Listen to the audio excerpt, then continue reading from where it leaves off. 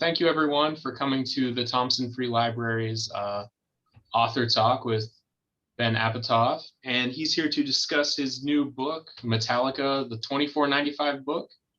So take it away, Ben. Let's hear all about it. Thank you, John. Good to be here. Thanks to you and thanks to the Thompson Free Library. So yeah, the book is Metallica, the 2495 book. I'll be talking a little bit about the Black Album and the chapter about that, which is called And I'll Redefine Anywhere, which been getting some press lately because it's having its 30th anniversary right now. So everyone can see the screen. Everyone's got that? Okay, good. Okay. Okay, so one of my favorite quotes about Metallica is from Andrew WK, the musician, who says, Metallica is on a completely different page from the rest of us. The page Metallica is on is still wood and the tree that has not been cut down yet. And, you know, as far as you can get to summing up like a band as like complicated as Metallica, that might be as close as you can get. They're always on a different page. You know, they're constantly moving on to the next thing. I've got a quote here from the song Through the Never off the Black Album. You know, we hunger to be alive, who we are, ask forever, twisting, turning through the never. This is a band that's constantly asking who they are. You know, are we the same band that made Ride the Lightning? Same band that made Master of Puppets or Injustice for All? If not, then who are we? They're constantly looking for the next thing. They're constantly turning, changing. A lot of bands of that stature are kind of, you know, rehashing their older stuff, making kind of lesser versions of their older songs. Metallica's last two records are Lulu and Hardwired to Self-Destruct. They've made an expressionist rock opera based on Frank Wedekind plays with Lou Reed, and they made a straight ahead all out war thrash record about the state of the United States. I mean, they're constantly, you know, looking for the next thing. That hunger is a part of who they are. You watch something like Some Kind of Monster where they're like, where, you know, they're in their worst stage, they're creatively bankrupt, they're going for each other's throats, they're all millionaires with great legacies and nice families, and the easiest thing in the world for them would be to kind of hang it up and rest on their laurels and, you know, just play the old songs and make it work. But they're constantly trying new things and asking who they are. And that's something I'm going to get into with the Black Album. So what is SoundScan? I'm going to give you all an assignment, and you don't have to do it. I know it's not very metal to do your homework, but just like a fun thing. If you want to do it, you can. You don't have to if you don't want to. But when this class is over, you can ask any one of your friends, anyone you know, what is the highest selling record of the SoundScan era? Most people have a general sense of what SoundScan is. It's been going on for 30 years now. It started tracking music sales in 1991.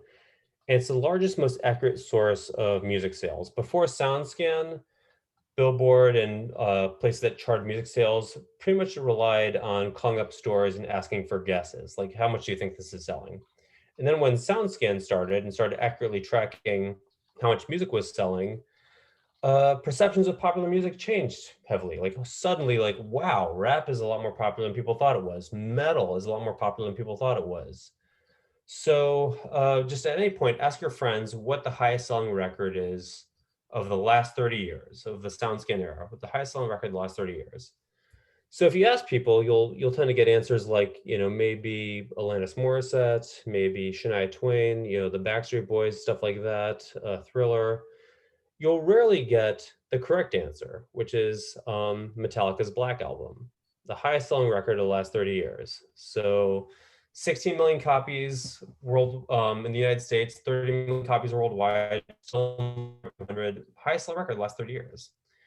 And I am kind of curious as to why that's not a better known fact, why that's, you know, is Metallica's influence underrated? Are they marginalized by the media? Are we living in a world that's so drastically changed by Metallica that we don't think much about their influence, much about how they change things? You know, time before Metallica, when, you know, punk and metal were enemies, or when like metal bands wore costumes, which Metallica didn't do. You know, even as obviously one of the biggest musical artists ever, 125 million copies worldwide, can sell at any stadium in the world, they're still kind of outsiders in the mainstream. They're not going to be playing the Super Bowl halftime show. They're not going to be playing the Academy Awards. They don't get invited to the White House like the way that you think that the biggest artists tend to do. They're not going to play the Kennedy Center honors. So just exploring, like, Metallica is this, massively huge cultural force, and yet they're still kind of their influence is kind of marginalized in some ways. So you can start to explore that with the Black Album. Um, it's Kanye West.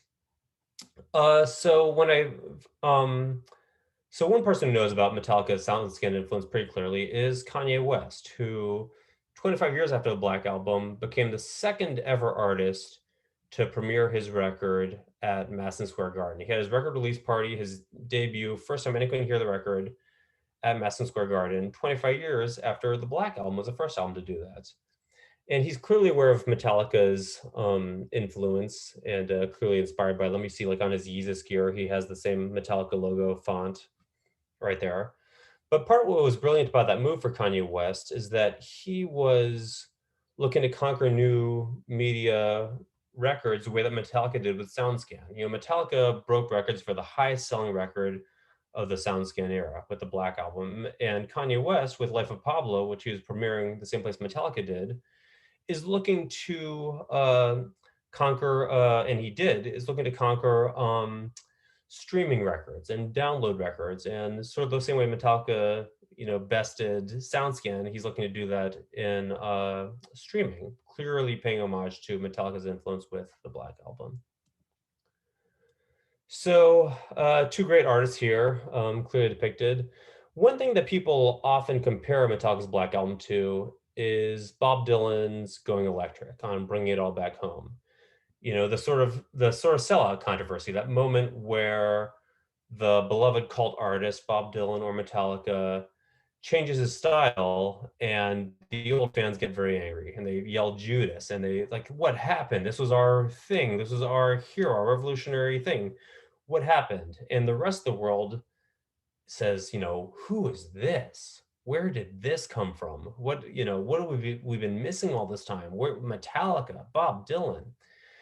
And so it often gets compared to the Bring It All Back Home. And another way it's like that too is that people often speculate that Bring It All Back Home is a nod to Bob Dylan bringing rock music back home from the British invasion. This record comes out at a time when the Beatles, the Stones, the Kinks, the Who are all like exploding in the United States. And Bob Dylan says, I'm bringing it back home. I'm doing my version of rock and roll in this American style, the way that, like Elvis, like Little Richard, like his heroes.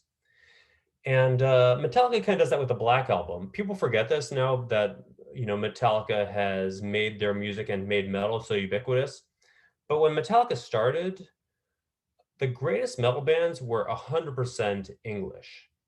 Metallica comes out in 1983, and all the best bands, Motorhead, Judas Priest, Ozzy, Black Sabbath, Iron Maiden, and they kind of pioneered the idea that metal was an American art form. And you see their influence in, Pantera's, Against the Grain American Metal, Lamb of God, New American Gospel, the whole genre of new wave of American metal, kind of changing the idea that this was an American art form. I say in my book that Metallica examined America the way that previous metal bands examined hell.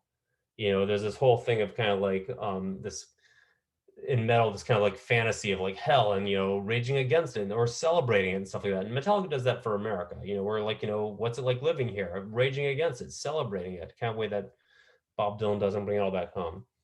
The way that it differs from that kind of crossover sellout move on Bring It All Back Home is that I think less people have caught up to Metallica.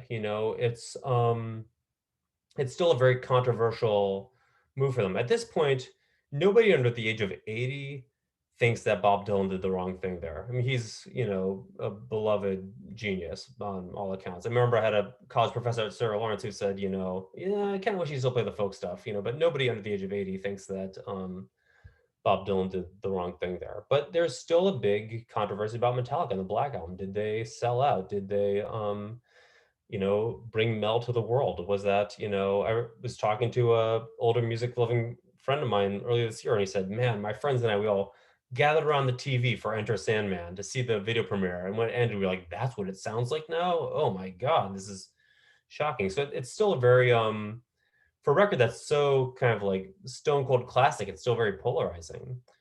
Uh, the other thing that I compare Metallica's Black Album to in a historical context is the sort of the star making record, this sort of conscious, like, we're going to make ourselves the biggest thing in the world record. And there's a great history of this. There's U2 on the Joshua Tree. There's Run DMC on Raising Hell. Probably most famously, Prince on Purple Rain, where he said, I'm going to make a movie. I'm going to hire the Revolution as my band. I'm going to do a lot more guitar solos. I'm not, content to be number one in the R&B and pop charts. I want to be number one in the rock charts too.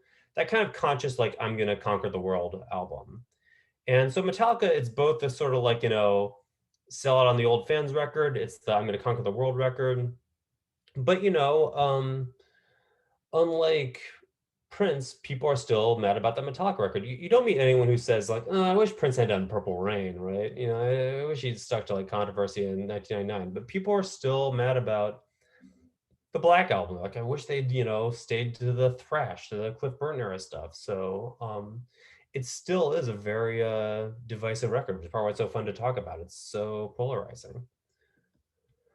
Um, People often write about how in the early 90s there was a grunge and alternative rock revolution. It's a famous music critic thing about how suddenly, rock music stopped being so superficial and was more stripped down, and there's less production and they dress like the fans, and Nirvana came along and Pearl Jam came along.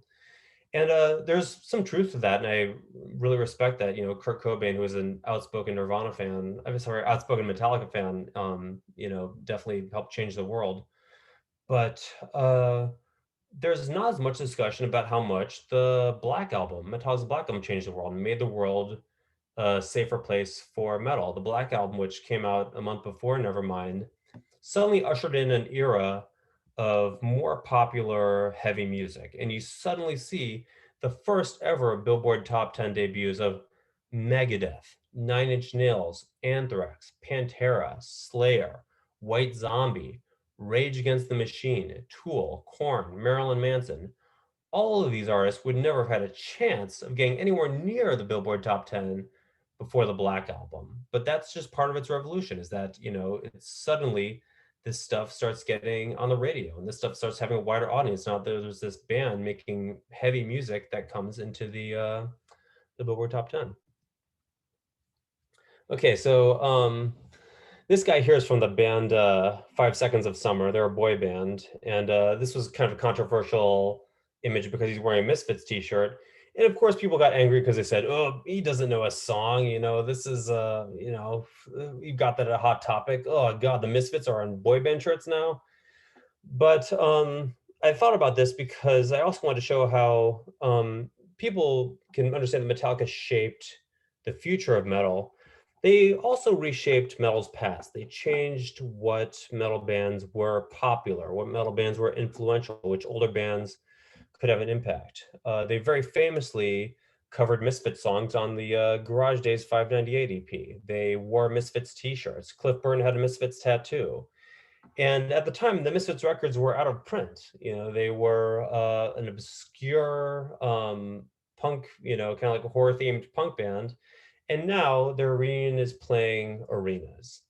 So Metallica contributed to that. That's a big part of why that logo is so popular. Every one of us has seen the Misfits logo on charts. It's more popular than their music even. Metallica changed the past of metal, like which bands could be big, could be influential. Some of you might have seen when Metallica was inducted into the Rock and Roll Hall of Fame, the first thing James Hetfield said while accepting his award was, he said, thank you. This award is for Alice Cooper. It's for Rush. It's for Motorhead, Judas Priest, Iron Maiden, Thin Lizzy, Kiss, all these great bands that influenced us, that changed our lives, and for some reason still aren't in the Rock and Roll Hall of Fame. And you can, debate, how much the Rock and Roll Hall of Fame is reliable or, a source of what's good or popular or whatnot. But since that speech, those bands like Rush, like Thin Lizzy, like Kiss have started getting inducted into the Rock and Roll Hall of Fame, like Alice Cooper. And I think Metallica's, kind of support of metal's past has been part of that. Even Metallica's past, growing up in the 90s, you would never hear 80s Metallica songs on the radio. But since the Black Album came out, that's made radio a safer space for that. And you can hear For Whom the Bell Tolls in movies on the radio. You can hear Master of Puppets on radio and movies. And there were 80s supposedly heavier thrasher songs are now in a more mainstream place because of the world that Metallica changed with the Black Album.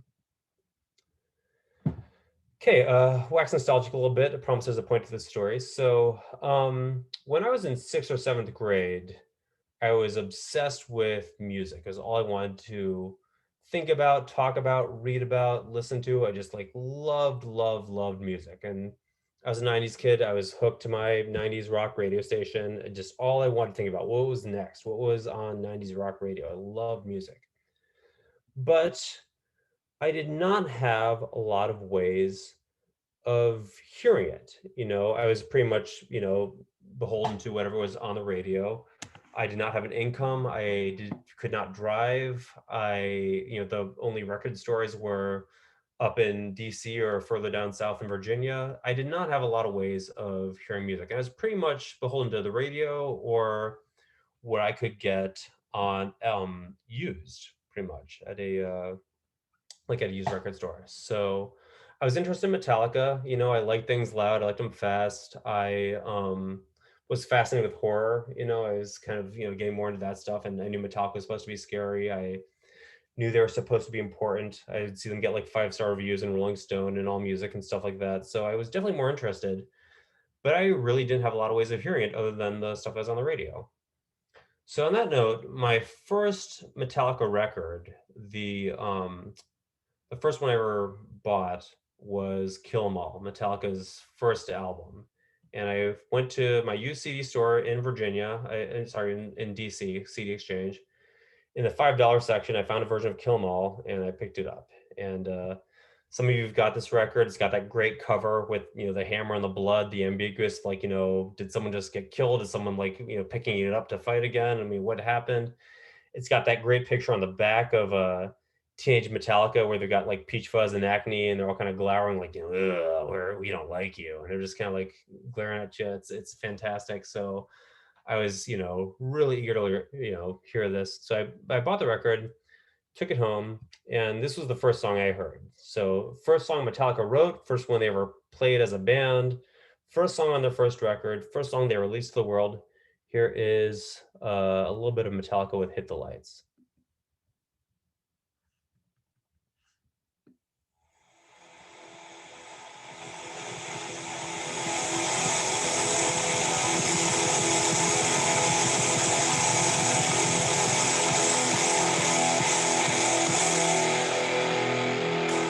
Wow.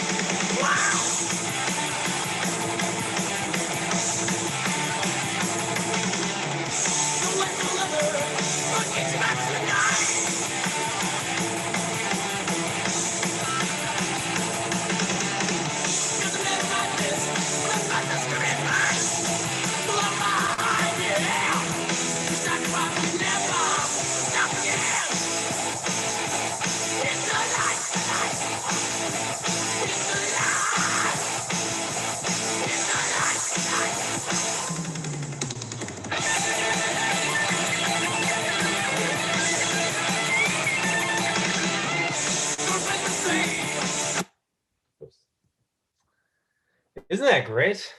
First ever Metallica song, Hit the Lights. How awesome is that? One thing I write in my book is that part of the pleasures of being a metalhead is playing Kill 'Em All for your punk punk friends. because it's secretly one of the greatest punk records ever. You hear like, that bridge between like early 80s kind of like hardcore, like Black Flag and Bad Brains, the kind of 90s mathcore, like Converge and the Dillinger Escape Plan. It's such a great kind of like hardcore type record. Hit the Lights is just fantastic. So what a thing to find that when you're 15. I loved it. It was great. And then, shortly after that, I got Ride the Lightning. I found that used. Took some time for me to get into. It had some acoustic parts. It had some, more, longer songs and different structures. But just the way it did for a lot of fans, it reshaped the way I thought about metal. And I soon got to love that as much as Kill 'Em All, if not even more so. So I got Kill 'Em All, I got Ride the Lightning, and then I got the Black Album. I also found that used. And I loved it. They started really becoming like my band. I was familiar with the hits that were on the radio. It was heavy, it was great. But I was too young to understand why somebody who might like Kill 'Em All would not like the Black Album. I had not yet been introduced to that sort of like gatekeeper mentality of like you're not allowed to like my band, right? Like, oh, posers like this now. Oh, it's popular now. It's on MTV now. I had not been introduced to that. And even though I followed the kind of trajectory that a lot of older Metallica fans followed, where they got the 80s records and then heard the 90s ones and were horrified, I heard two records that were they're both loud and both fast and both catchy and heavy, and the lyrics were great and they looked cool and the images were great and they were cathartic. And to me, like having both those records without the sort of context of like, this is popular now, I thought that they were both great and they were both heavy. And, of course you'd like the Black movie like Kamal. They also, I love how on Kill 'Em All, they introduce themselves to the world by turning off the lights, right? Hit the lights. The show's about to start. The dream is about to begin. And then later on their biggest reinvention, they started the show by hitting the lights, right? On the Black Album, the first song, Enter Sandman. They turn off the lights. Lights go out. The show's about to start. The dream is about to begin. And yeah, it's just kind of like a nod to their sort of invention and reinvention. It's sort of a rebirth. The Black Album is technically self-titled. Usually self-titled records are the debut record, the first one, where we're, naming the record after ourselves. But on the Black Album, it's sort of a rebirth again. It's sort of a new thing they're doing. It's kind of a nod to Hit the Lights, which.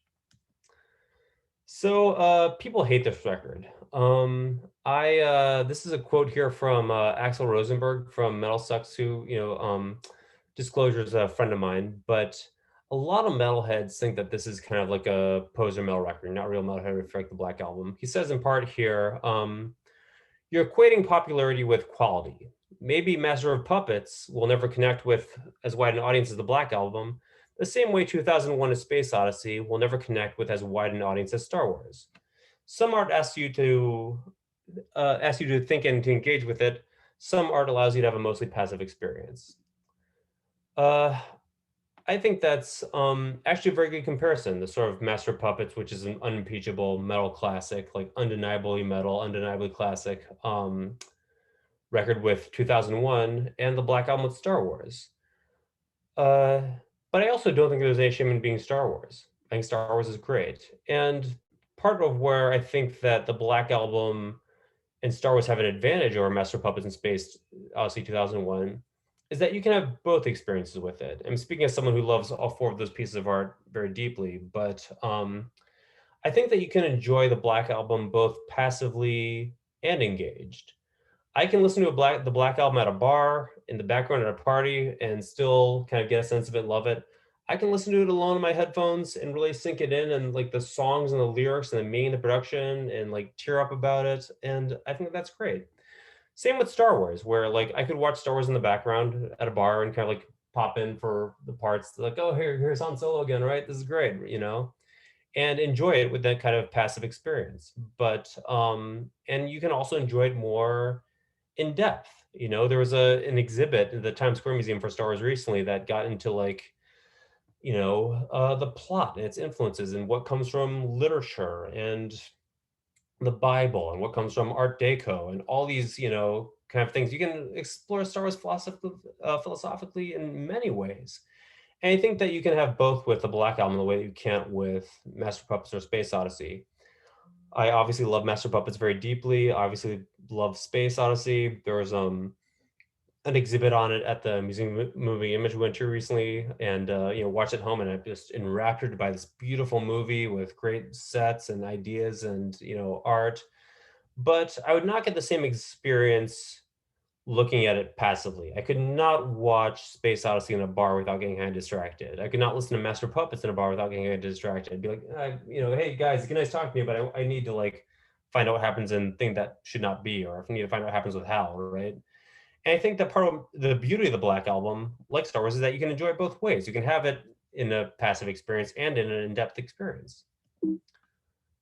Um, Boy, do people hate this record. Full disclosure, this is also a friend of mine. This is a mentor, a rank mentor to me, DX Ferris, who's a great writer. He wrote the best ever book about Slayer for the 33 and a third series. It's a book about Rain and Blood, which I highly recommend to everybody.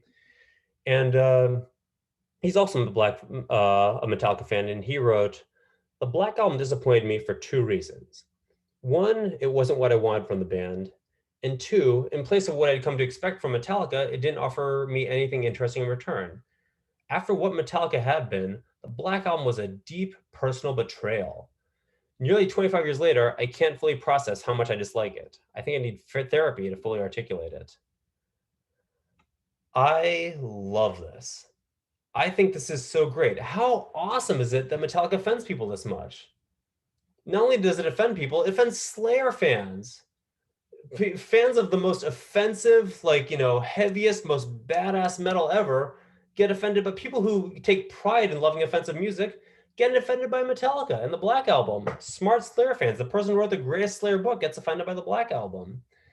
One quote I thought of a lot when I was working on my Metallica book was something that Rob Sheffield, author I love, wrote in the book Talking to Girls About Duran Duran. I'm going to paraphrase, but he basically said that for years, bands have stylized themselves as kind of a tougher, more badass alternative to the Beatles. Whether it's the Stones, Led Zeppelin, the Sex Pistols, we're tougher than the Beatles, we're meaner than the Beatles, we're stronger than the Beatles, we're more badass than the Beatles.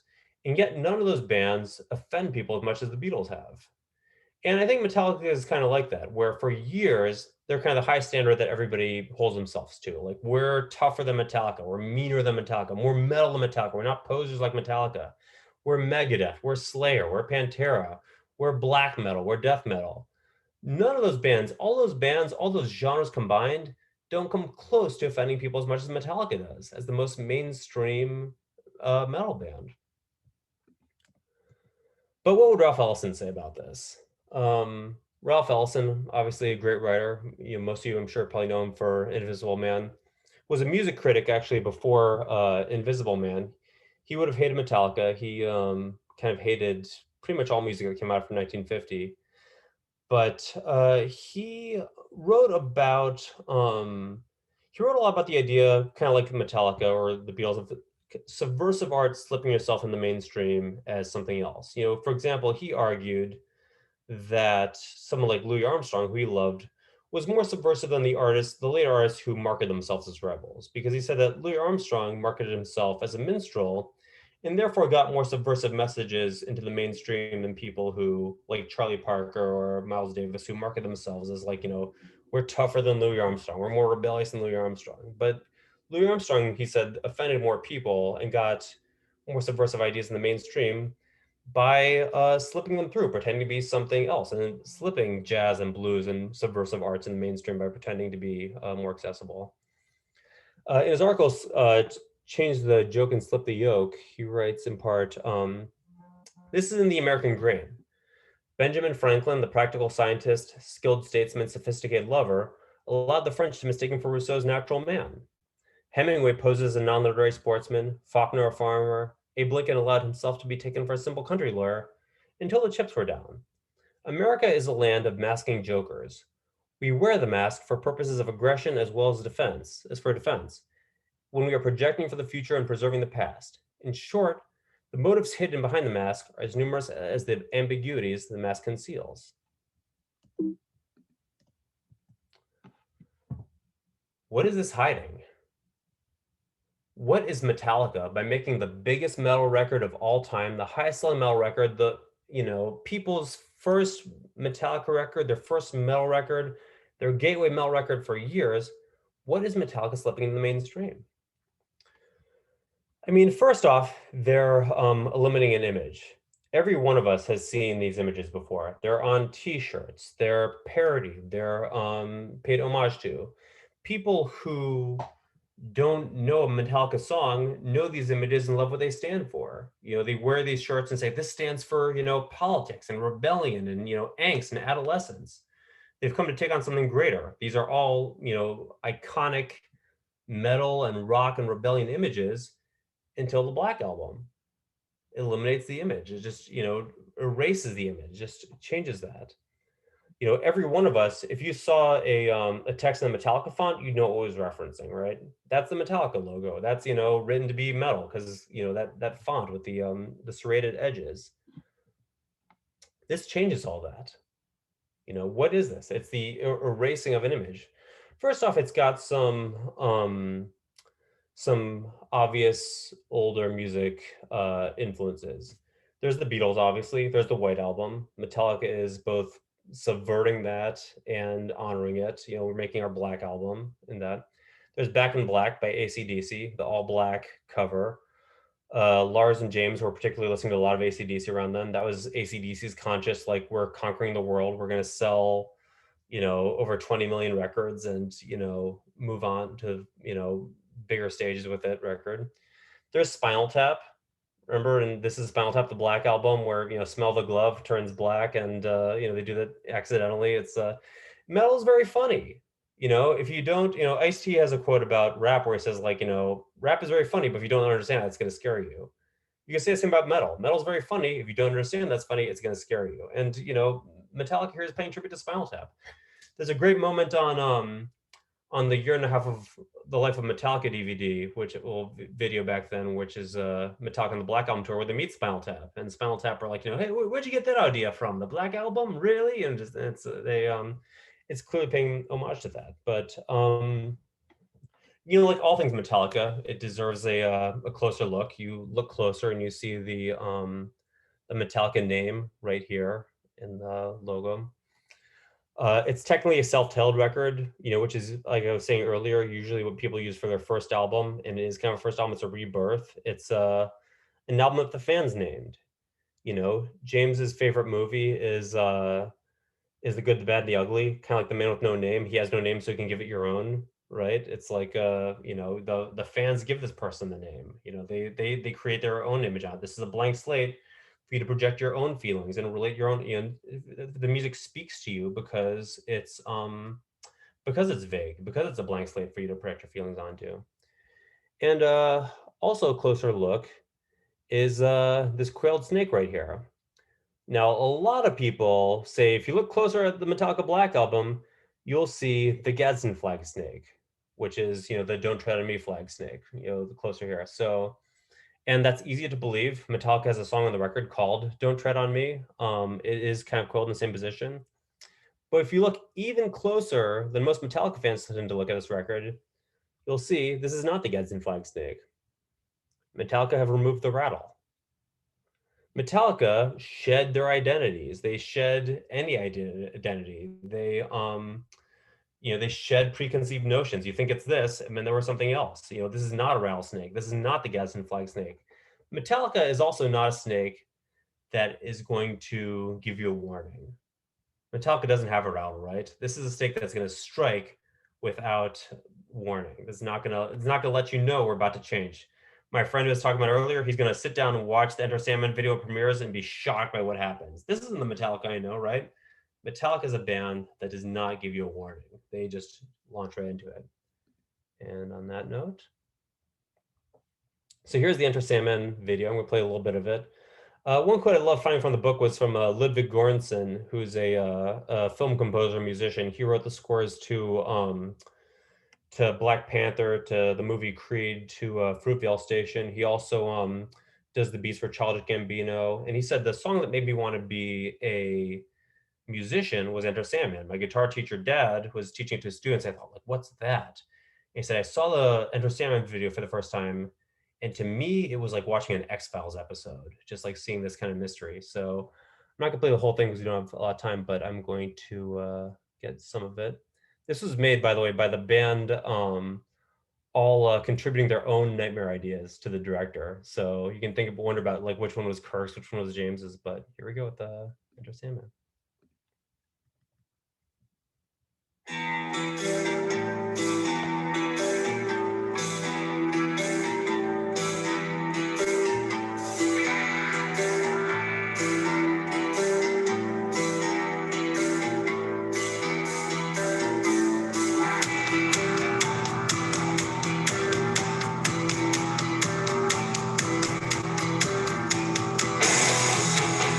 See, the riff starts to form as the song goes along.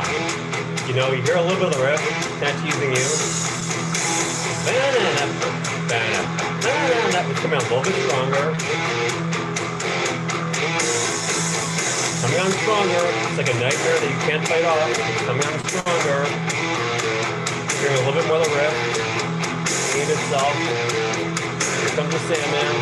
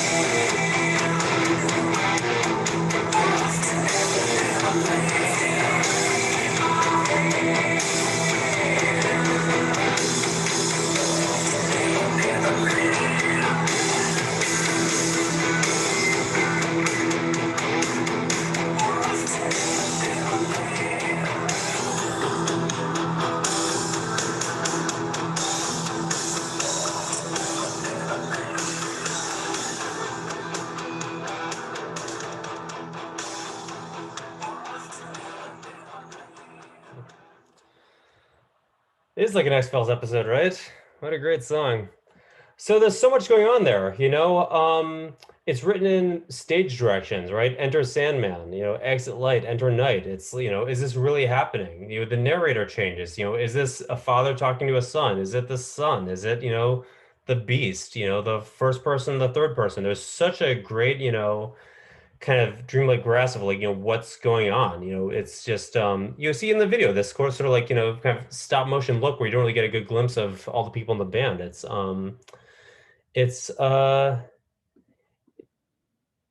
okay. It's what's- did I just how do I make this, whoops, how do I make this present again? So it's ah, hold on a second. But it's just a great kind of like sense of confusion. It's a, you know, just a puzzle, like what's going on there. So let me see if I can full screen this again. All right, well, here we go. So I guess, you know, with that record, Metallica were focusing on kind of vocal based songs and just sort of like, you know, stuff that's more singable than on their previous records. Just have focusing on like, you know, more James inspired lyrics. Enter Sandman was originally about crib death, which is a much darker theme than Nightmares on Enter Sandman, but they were concerned with making the best song. And the original lyrics were, you know, ruin the perfect family, which is not as catchy as like Enter Sandman, but they were focusing less on being shocking and more on, you know, how do we make the best song, you know, whether that connects. So on the note of making more vocal based, I'm gonna get into the next song, which is Sad But True, and play a version of it that some of you might have not heard.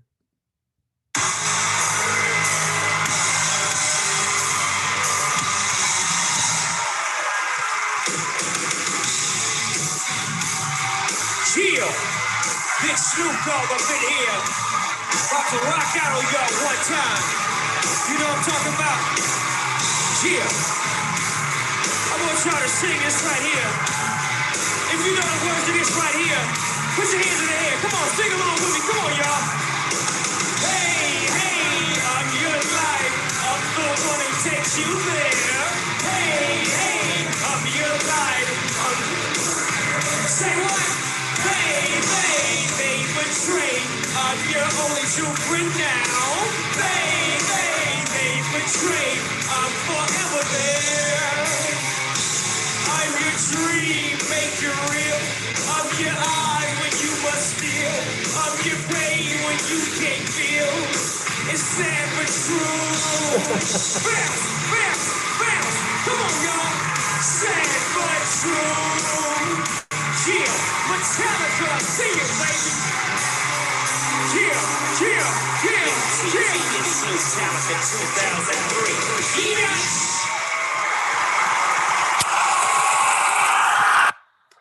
So as we see from that Snoop Dogg performance there, Metallica and Sad But True are finally making music that is sort of bouncy enough to rap over or to dance to or sing to. You know, on the Metallica podcast that's going on right now, for it's officially for the band in the Black Album 30th anniversary. The author Lena Dawes said, you know, when the Black Album came out, I had fans who were into pop and R&B who are finally saying like, oh, I get it now. Like this is something that I can dance to, something to get down to. When in the 2000s, when people were doing a lot of mashup records, like the Gray album with, you know, the Jay-Z's Black Album and the Beatles' White Album, there was a very popular one of Jay-Z's Black Album and Metallica's Black Album of like, you know, rapping, you know, 99 Problems Are Sad But True. If any of you listen to the Blacklist, which is the new box set of new artists covering Black Album songs, there are a lot of very danceable versions of Sad But True, where St. Vincent will do kind of like this industrial dance pop version of it, um, Jason Isbell will have this kind of country rocking stomp over it. Metallica are now much more of a kind of like beat based band with like songs that you can rap over, sing over, dance to. But I think we all might know the most famous version of using Sad But True's music is this next song I'm going to play here in a live version, which is a big hit song in the early 2000s.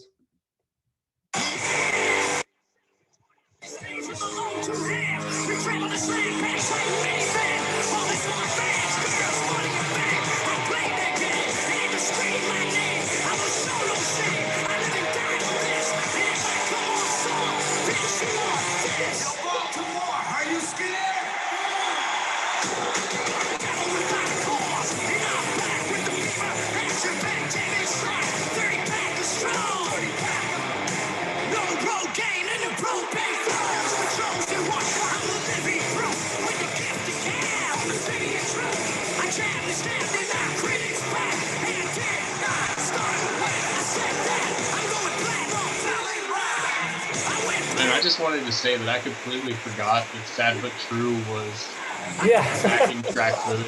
I'm like, It carries the song, right? Yeah. yeah, it's blowing my mind. And here's Josie. Here's little Josie, our own Josie.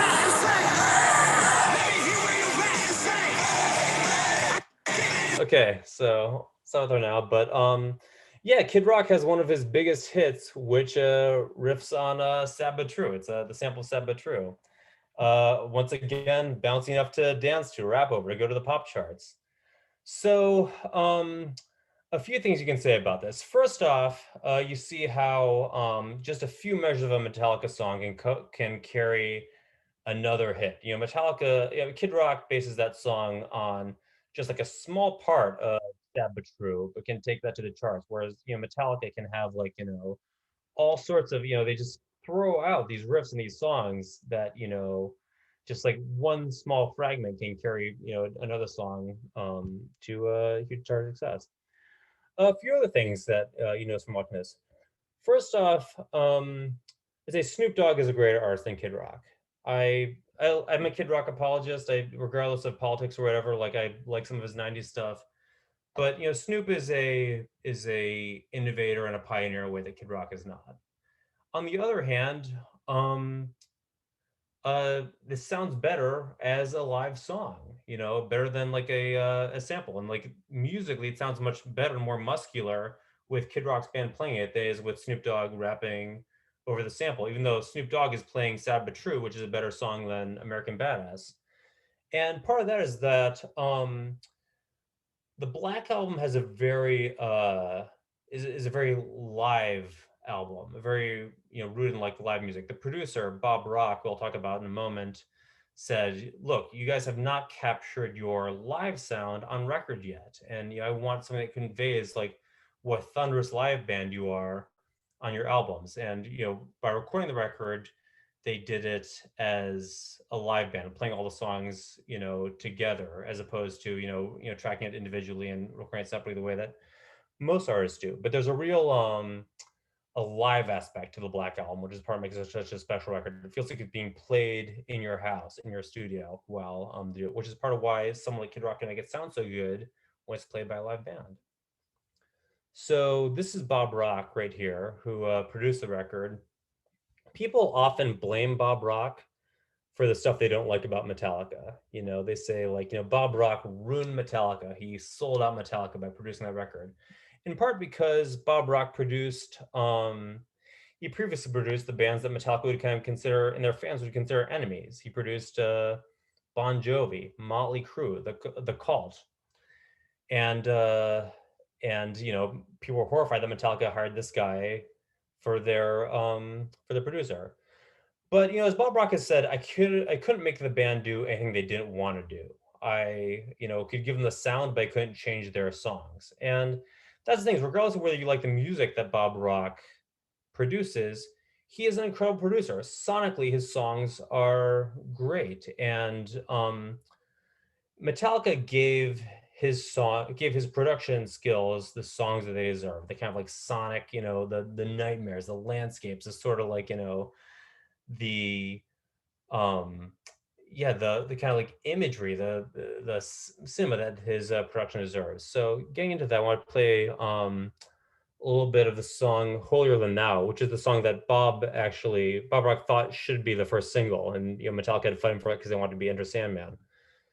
But whoops, let me back here, and here's a little bit of "Holier Than Thou" from the Black Album.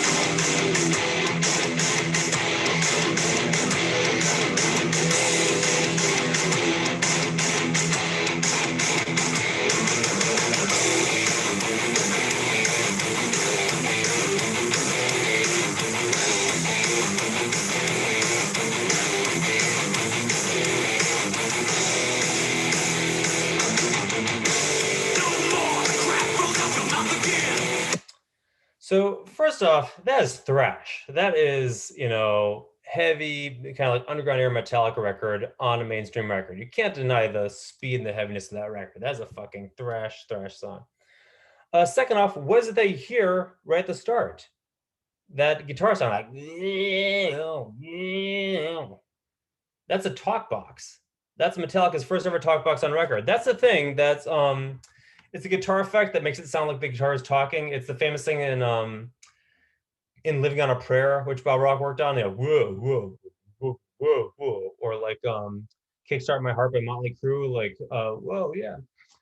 But Metallica is kind of conquering metal in its own home. They're going to producer Bob Rock. They're recording in LA, which was seen as like the enemy territory. Metallica moved out of LA because they weren't getting accepted there. They went to San Francisco. So, people talk about Metallica contrasting themselves with kind of like glam metal or like, hard rock bands by providing something like realer or something heavier and stuff like that.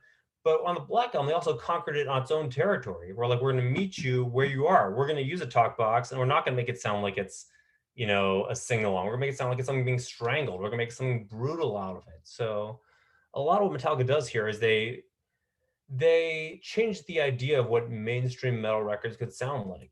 Yeah, we'll take a talk box. We'll do something different with that.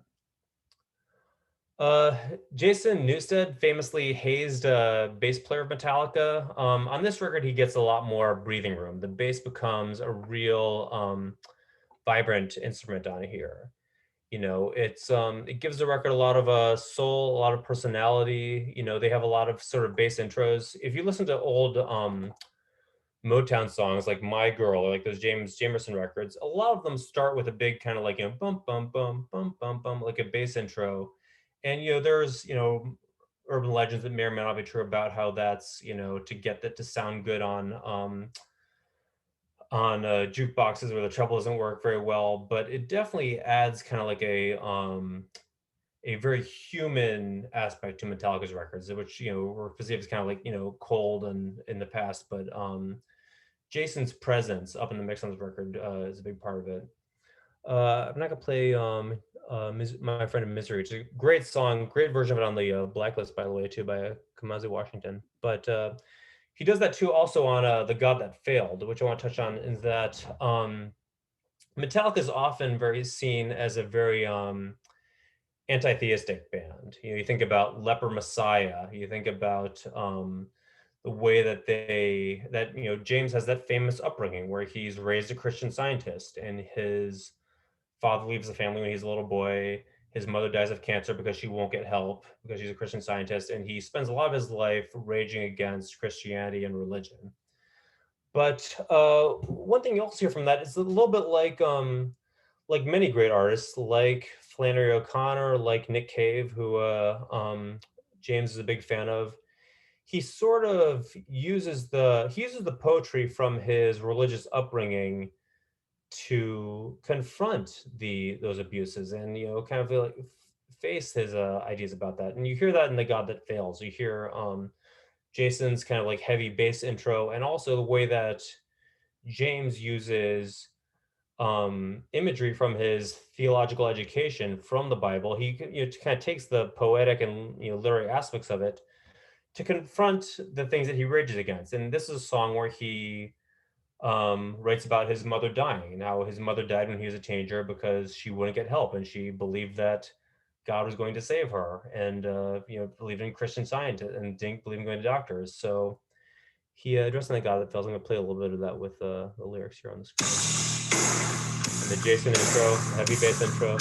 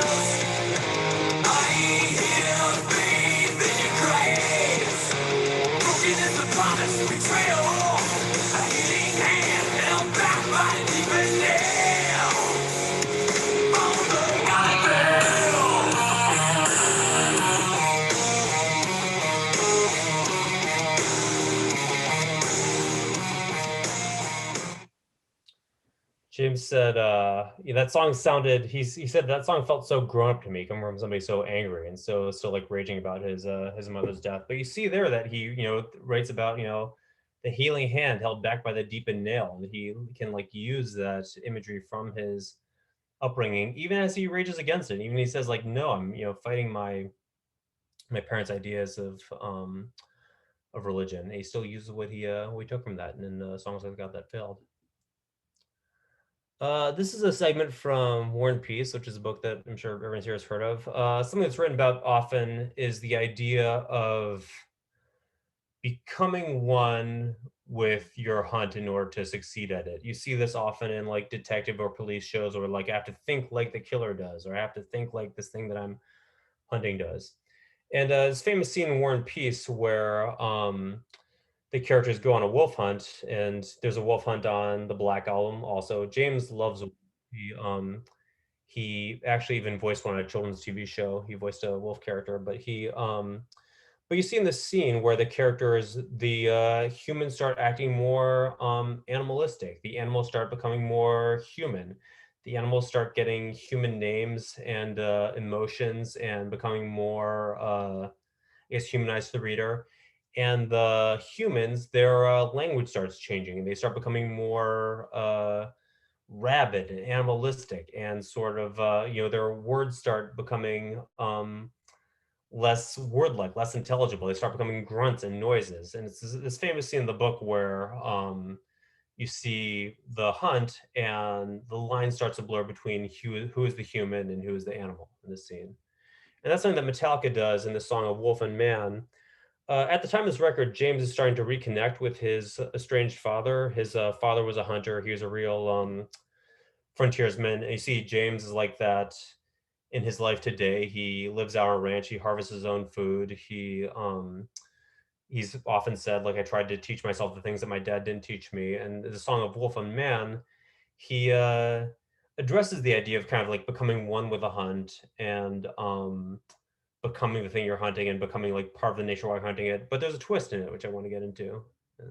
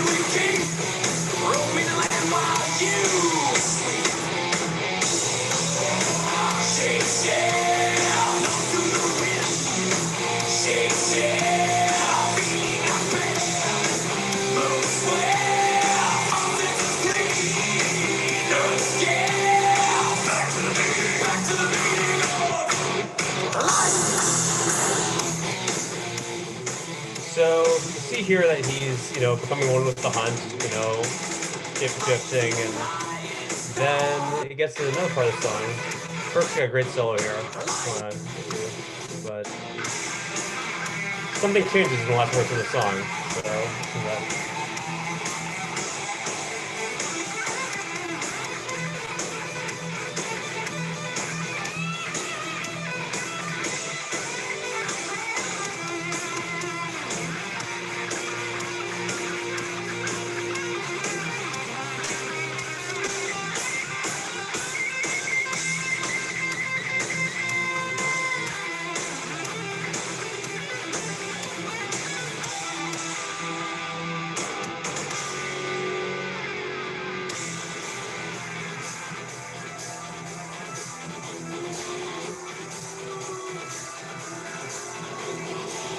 Howls in the background.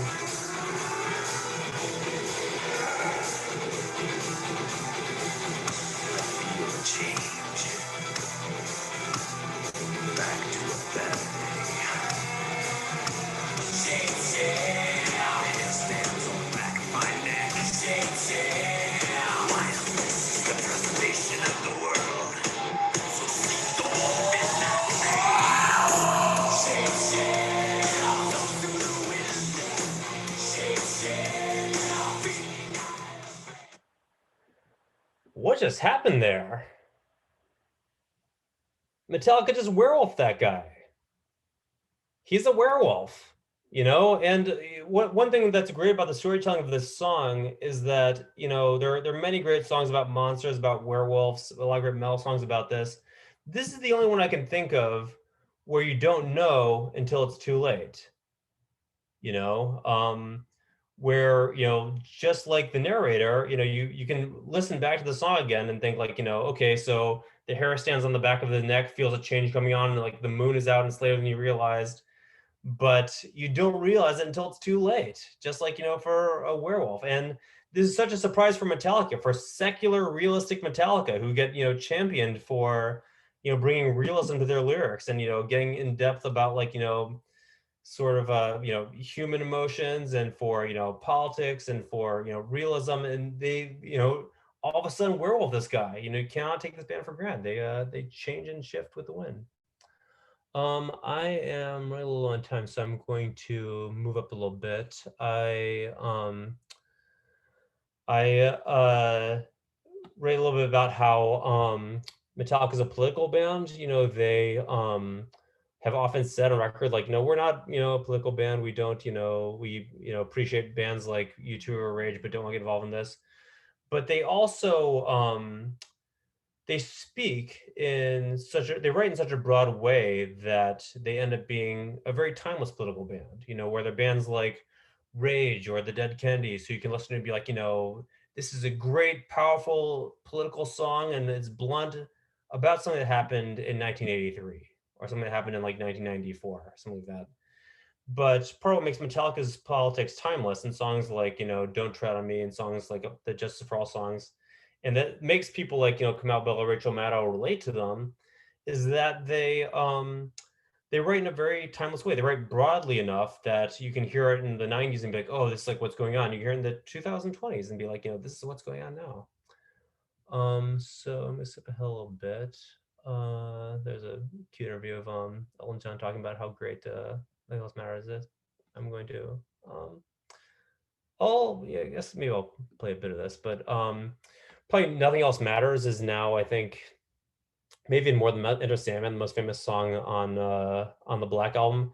In many ways, it's like their Hallelujah by Leonard Cohen, where everybody has their different version of it. It's been covered by Phoebe Bridgers to Shakira, Macy Gray. It's got more than a dozen covers on the Blacklist album. Everyone has their own version of it because I think a little bit like Hallelujah, people think that they can sing better than James. And he doesn't have a lot of range. He doesn't have a lot of training, but it's a very simple song to play. And but nobody really does it with the sort of feel that he does. He has kind of like a specific motion to it. And he, kind of he changed what metal could be with that. You know, it's the go-to metalhead wedding song. You know, our first dance is Nothing Else Matters, right? It's people's like, you know, go-to romantic song. I'm gonna play a quick clip of Elton John talking about. Elton John does a version of it, and him talking about Nothing Else Matters and why it's a great song. And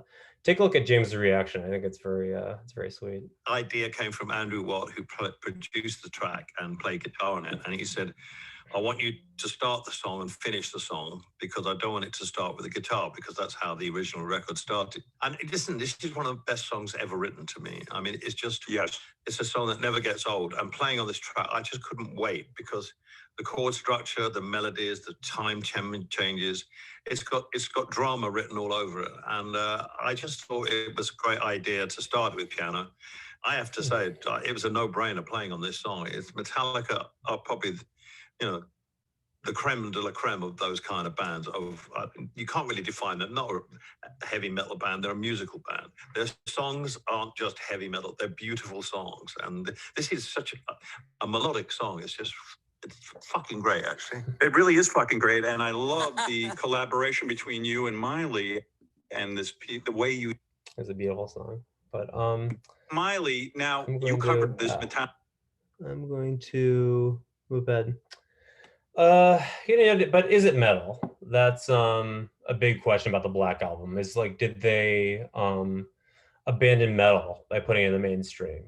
You know, did they make a rock record? Did they make an alternative record? Did they make you know, people say like, did they make a classic rock record? Did they abandon metal?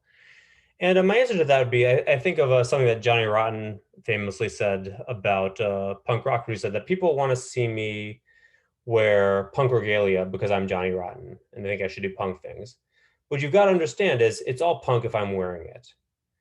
And that's what I'd say about Metallica. Is it's all metal if Metallica is doing it. If it's on the radio, if it's Metallica, it's metal. It's something they changed. If it's in stadiums, it's Metallica. If it's played with an album with Lou Reed, if it's played with an orchestra, if it's anything that, if it's played with Lady Gaga like they did at the Grammys, it's metal. Metallica changes what metal can and can't be. They've expanded its boundaries so much. If it's in a mess, they've cast such a wide net. They've kind of expanded the tent.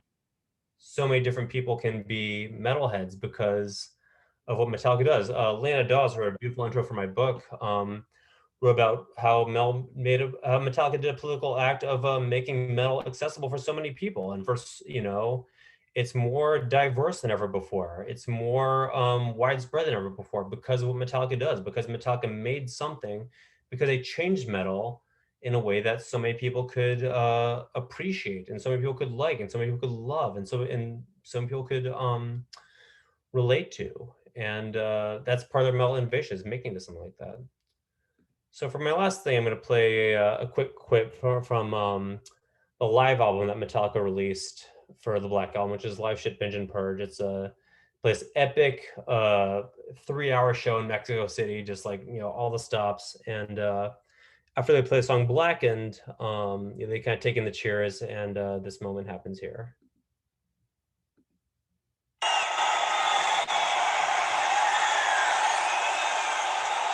Pretty fucking good, huh?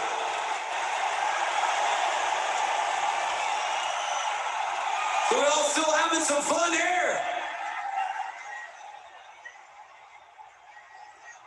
We got some sweat going on out there, I fucking hope. We'd like to see some fucking action going on. Ooh. Yeah. That's where we fucking are, man. Don't forget it. Cervezas, man, huh? Metallica.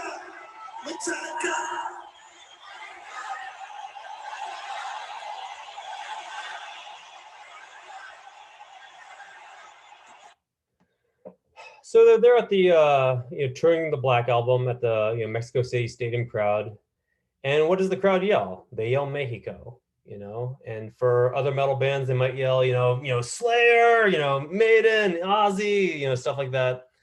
But I love how on Metallica's live album they yell Mexico, and I think that that's such a great part of what makes Metallica special and what makes them the biggest metal band in the world, makes them relatable, is that when you see Metallica, when you feel Metallica, you feel your own power. You know, there's in other bands you might, feel the band's power and cheer for that and celebrate that, but Metallica makes you yell Mexico. Metallica makes you yell for yourself. And by writing songs like the Black Album songs, which are so broad and, just vague enough but relatable enough, they have this kind of line where, um, it feels so personal to so many people. It feels like your personal band helps you process so many things. And I think that that's really just a big part of what Metallica did on the Black Albums. They made all these feelings, elevated and emotional and important, in Enter Sandman, the childhood fears like the beast under your bed are,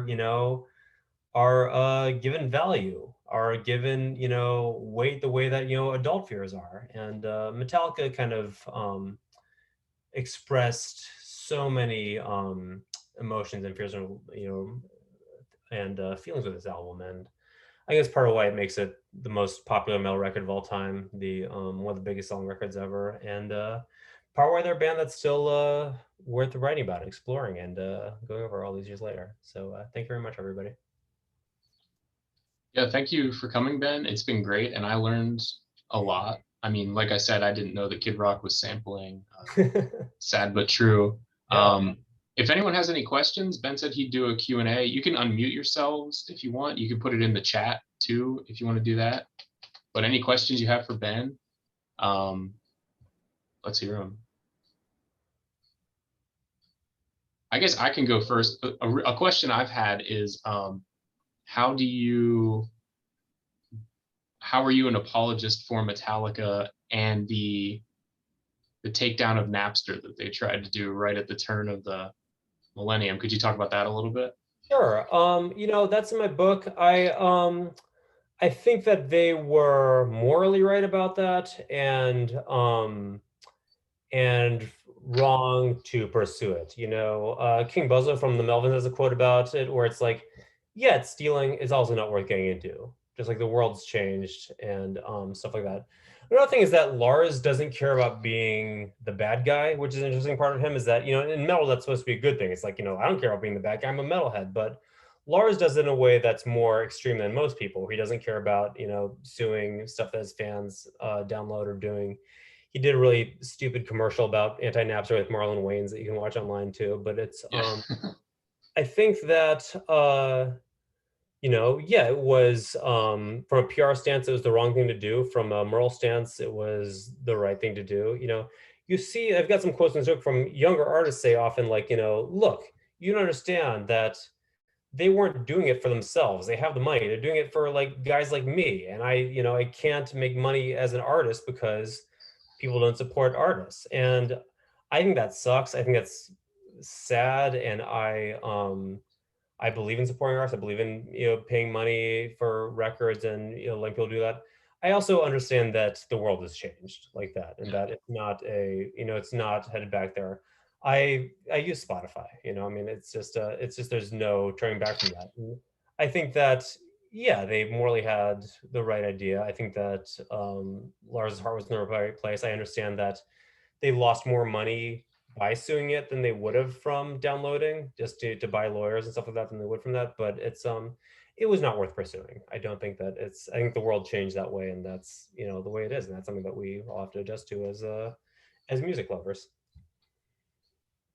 Does anyone else have any questions that they'd like to ask?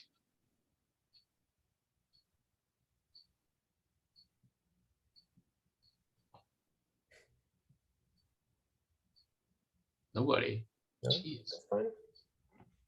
Well, thank you all for coming out tonight. Thank you. I really appreciate it. And thank you, John, for having me. And thanks for... Yeah, Ben, thanks for coming out. And your new book, Metallica, the 24.95 book, is available now. Please buy it from a local bookstore and not from Amazon. Yes, please do. Erica, did you just unmute yourself? Were you going to ask a question?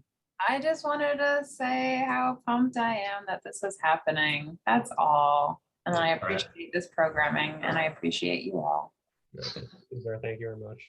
It's not really a question, but we'll allow it. I have more of a comment. Yeah. All right. Well, thanks again, Ben, and thanks everyone for coming out. Hopefully everyone learned a lot about the Black Album. I surely did. And like I said, go out, buy Ben's book. listen to some Metallica records. And if you have any other questions, I guarantee you Ben will be able to answer them and more than willing to. So reach out to him. He's always up to talk music, no matter what genre, what it is. So Absolutely. Thanks, man. Definitely. yep, it's been great having you. Thanks, everybody. And like I said, have a good night and we'll see you soon. Bye.